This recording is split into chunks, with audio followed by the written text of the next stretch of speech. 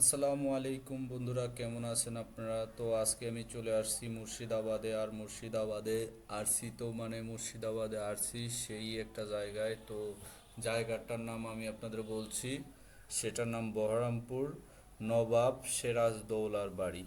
তো নবাব সিরাজদৌলার বাড়ি, আমি বাস স্ট্যান্ডে নেমে আমি আর আমার দুই তিনটে আরও বন্ধুর সাথে আমার ছিল, তারা একটি অটো ধরে ধীরে ধীরে আমরা নবাব বাড়ির দিকে এগোচ্ছি। তো দেখতে থাকুন আপনারা, সামনে আরও অনেক কিছু দেখার মতো আছে। তো আমি ধীরে ধীরে আপনাদের সেই মুহূর্তগুলো আমি রিভিউ করতেছি। তো আমার চ্যানেলটাকে সাবস্ক্রাইব অ্যান্ড ফলো।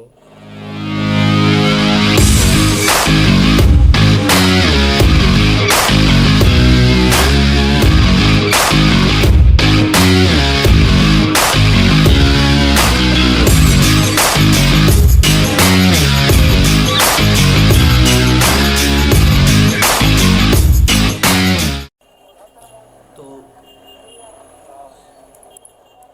তো বন্ধুরা, এই সেই ঘোড়ার আকার ঘোড়াশাল নবাব সিরাজদৌলার।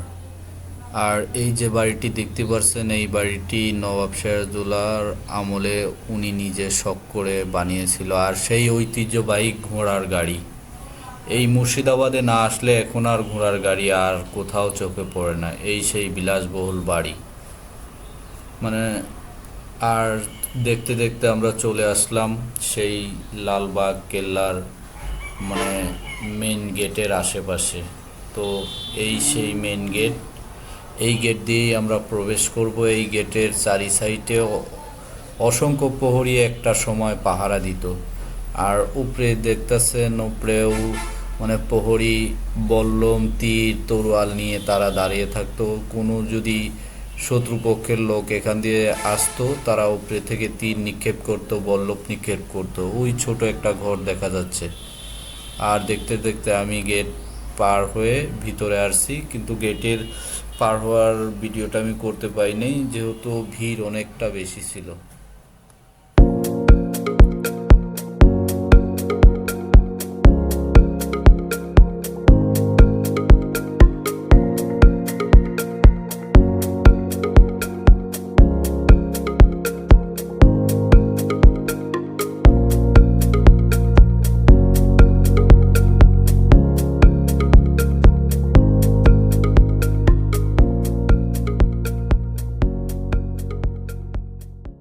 তো বন্ধুরা, এই সেই মির্জাপুরের বংশধর গাইড করছে মানুষদেরকে, ইনি মির্জাপুরের বংশধর।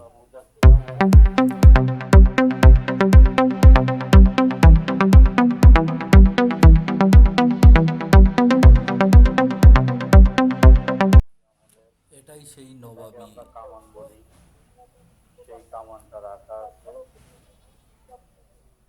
এখনো সেটা সেভাবে। দেখলে একদম গা ছমছম অবস্থা কামানের চেহারা দেখলে। আর এই যে বাঘটি দেখছেন আর্ট করা, এই বাঘটি সম্ভবত যারা ব্রিটিশ সরকাররা দখল করেছিল তখনের তারা আর্টিস্ট করে তাদের হাতের স্মৃতি রেখে গেছে। আর এই যে দেখছেন কামানটি আমি ঘুরিয়ে দেখাবার চেষ্টা করছি, এই পিছনের সাইড এইভাবে করে তারা যুদ্ধ করত এই কামানের দ্বারায়।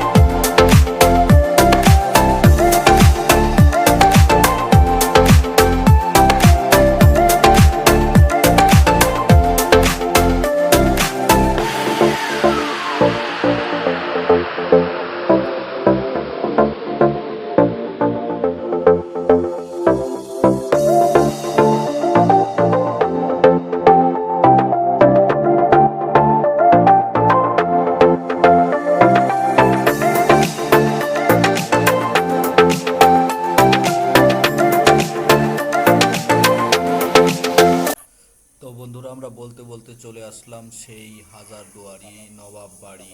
এই তো সেই জায়গা, যেই জায়গাতে প্রহরীরা দাঁড়িয়ে থাকতো। আজও যেমন চোখে জল করে ভাসছে, যেন একজন প্রহরী আমাকে বলছে, এই দাঁড়াও, কোথায় যাচ্ছ? তো বন্ধুরা, দুঃখের বিষয়, গেট খোলে নাই। তবে গেট খোলে মহরমের 1 তারিখে। এই গেট নাকি খুলে দেওয়া হয় এখানকার স্থানীয় লোকের কাছে, মানে শুনেছি। এই সেই ঐতিহ্যবাহী নবাব সিরাজদৌলার হাজারদুয়ারি বাড়ি। তো এই বাড়িতেই নবাব সিরাজদৌলা, মানে এই যে দেখছেন গুলিবিদ্ধ জায়গাটি, আমি দেখাবার চেষ্টা করছি। অনেক জায়গায় ব্রিটিশরা যখন গুলি করেছিল, ওই সব গুলির দাগ, আঁচ এখনো ছাপ লেগে আছে, যেন মনে হচ্ছে এই তো সেদিন নবাবের সাথে যুদ্ধ হয়েছিল। তো বন্ধুরা, আমি ভিতরটা একটু দেখালাম, আমি সাইডটা দেখাচ্ছি। তো অনেক জায়গায় গুলিবিদ্ধ, তরোয়ালের আঘাত, বল্লমের আঘাত বাড়িটির আছে। ওই দেখতে পারছেন, এই সেই হাজারদুয়ারি বাড়ি ছিল নবাবের। তো বন্ধুরা, দেখতে থাকুন।